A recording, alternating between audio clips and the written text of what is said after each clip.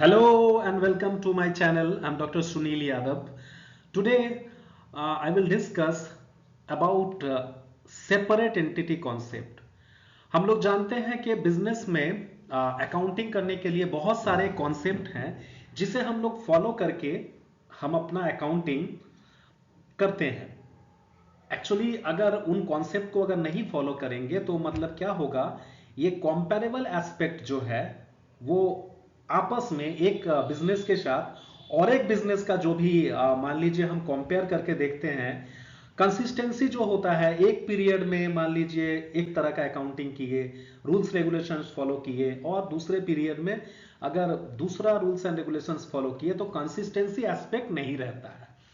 तो आज हम डिस्कस करेंगे सेपरेट एंटिटी कॉन्सेप्ट। तो as per the separate entity concept और it is also called as entity concept, so as per this concept business and the owner both are different person.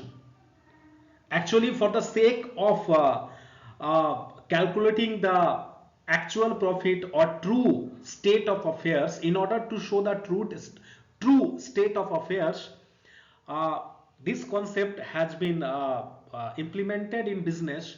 And as per this concept, business is the another person and owner is the another person, not the same and identical person. Actually हम देखते हैं क्या होता है, business में जो owner होते हैं, ओनर क्या करते हैं, एक कैपिटल इन्वेस्ट करते हैं, ठीक है। और कैपिटल जो होता है बिजनेस के लिए क्या होता है, capital is treated as liability for business because the business has to return back this investment to its owner. Actually the owner of the business will return back, will get its investment after completion of certain period of time or maybe during running of the business.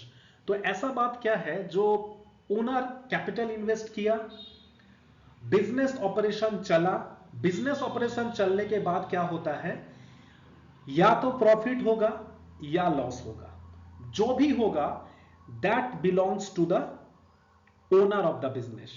तो अगर मान लीजिए अगर हमें exact profit निकालना है, business का अगर एग्जैक्ट प्रॉफिट निकालना है तो हमें क्या करना पड़ेगा, बिजनेस रिलेटेड जो खर्च है, जो एक्सपेंस है, उसको ही हम बिजनेस के पीएल अकाउंट में या ट्रेडिंग अकाउंट में शो करेंगे.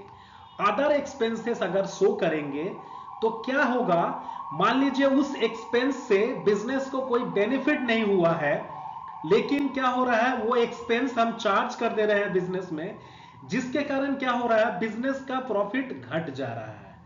प्रॉफिट अगर घट जा रहा है मतलब क्या हो रहा है, एग्जैक्ट प्रॉफिट हम नहीं निकाल पा रहे हैं.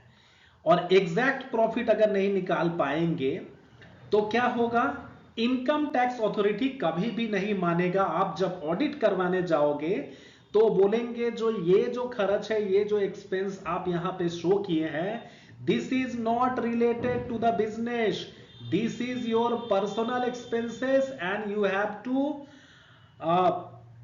This is disallowed.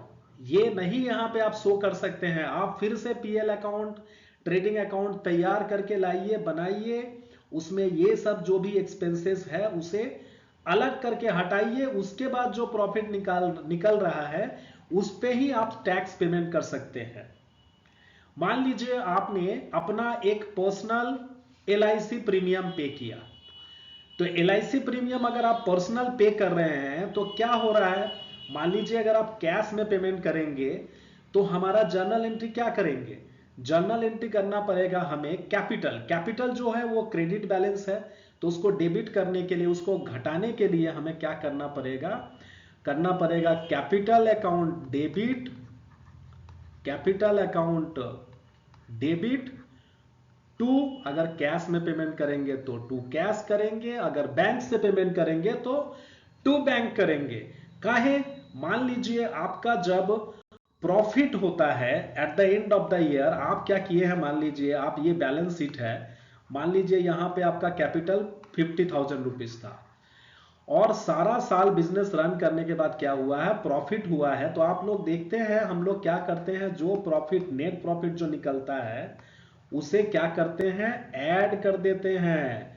तो ऐड मान लीजिए नेट प्रॉफिट मेरा निकला 30,000, तो 30,000 अगर निकला है तो हम क्या कर देते हैं, आपका जो फ्रेश कैपिटल हुआ at the end of an accounting period वो हुआ आपका 80,000 रुपीज। सो जो भी मतलब जो भी मेरा पर्सनल एक्सपेंसेस होगा that will be always treated as drawings against the capital. Okay, so thank you very much. We will discuss another concepts later on.